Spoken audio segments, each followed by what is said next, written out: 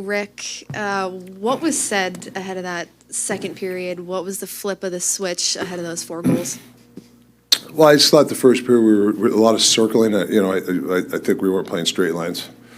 Pittsburgh came to play, and I think he adjusted a couple in the second period. I think the guys did a good job of adjusting themselves. They knew they were swinging too much, and then obviously there was a 10-minute spurt when we were playing really well and we were all over them. So give the credit for the players recognizing what we had to do.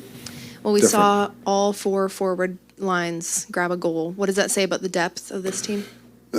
Yeah, no, I think there's some good plays out there. Like there's some actual good possession time, but we're actually, we're converting on some nice plays. I mean, the 2-on-1 was a big play for us. The conversion, the plays, some of the concepts we've talked about in training camp, and especially the last week, you could see guys trying to apply it out there. So that's nice to see. How good do you feel for Arsh? Yeah, no, it's really nice. I mean, it's great.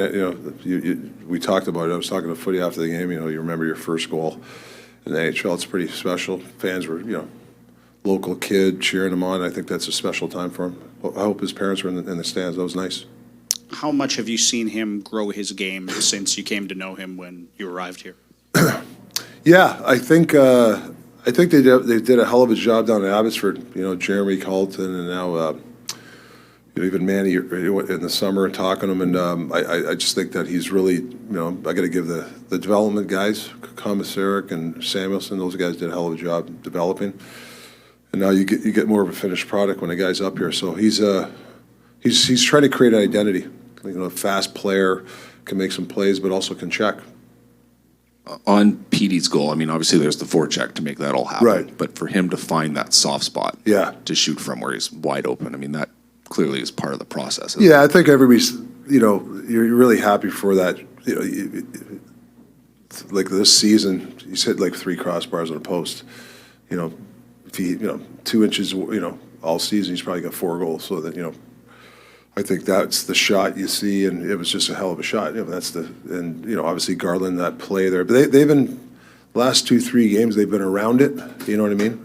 Petey's been around it, and he's just got to stick with it. Great shot, and I think he's enjoying playing with those guys. After Malkin scores, the game gets tighter than you want. Yeah. How did you feel your team managed the last 5 minutes? Pretty good.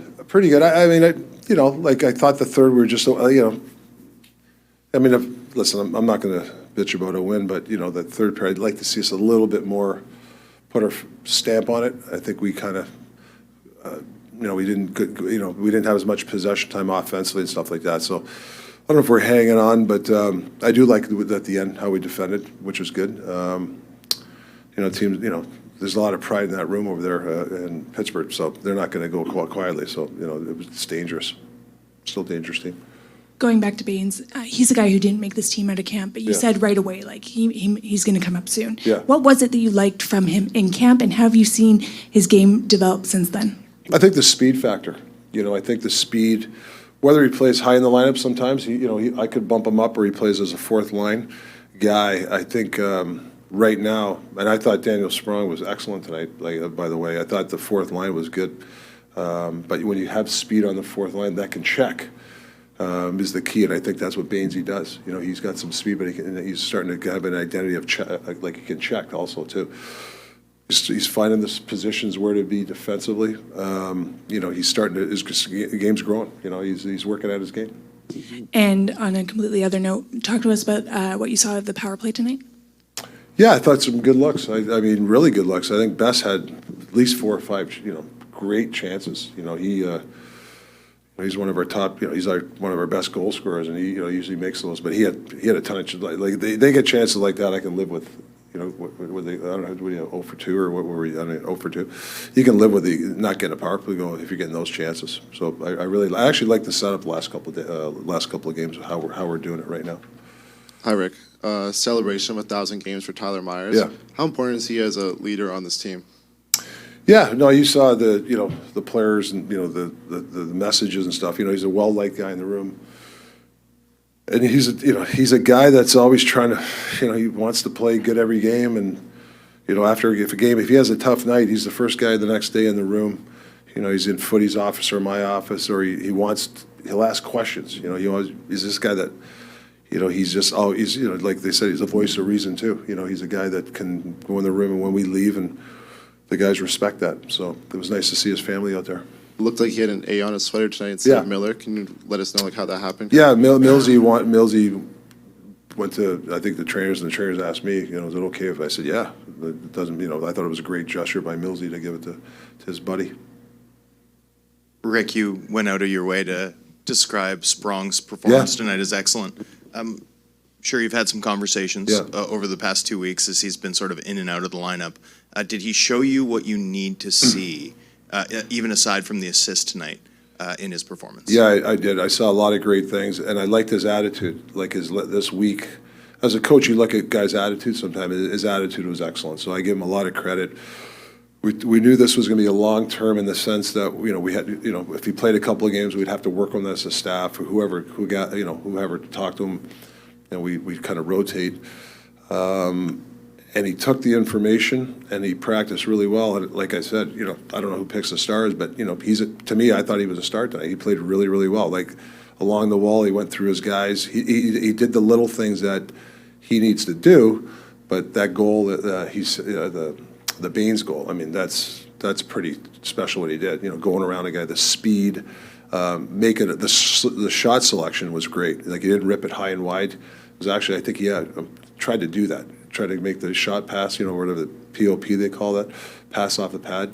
And I thought he really meant to do that. So hockey IQ play was great there. After the Pettersson goal, you get the 3 off the rush, right? Yeah. And you mentioned Yeah. sort of seeing some of what you guys had worked on Yeah. in training camp. I mean, is that sort of the practice of what you theorized wanting sort of in evidence during that avalanche there? Since I've been here, I think that 8-10 minute stretch of the rush chance is the best I've seen this team do that for me. Like in the year and a half I've been here, that was excellent. So you can tell the stuff that we're practicing, the stuff that they're applying, it's working. And the conversion, obviously, you know, that 2-1 was big with Teddy and Sherwood. But I thought we played really fast. Our neutral and regroups got us off the rush. So that's the stuff we're looking for. You know, it can change a game. You know, you're down 2-0. Have an average first period, all of a sudden, if you can become a good rush team, look at Edmonton. You know, there's been periods where, you know, they don't do anything for a period, and all of a sudden, they get 3 rush chances, and all of a sudden, you know, so they're one of the best rush teams in the league. So I think we're trying to learn from that, being able to, you know, there's a spurt there that you can do where you can get back in the game. What about Brandstrom tonight and just kind of what he's doing in terms of puck moving and making it hard to take him out of the lineup at some point? Yeah. I mean, probably can give him a few more minutes. Even tonight, like he's a feisty guy. Like, I think what people worry about, he's a small guy, he's going to get pushed around in the corners, and I haven't seen that. To be honest with you, I've seen him really good box outs. Obviously, he wheels the net really well. He's like Huggy, you know, like Hughes. He can do that. But I find his feistiness is there.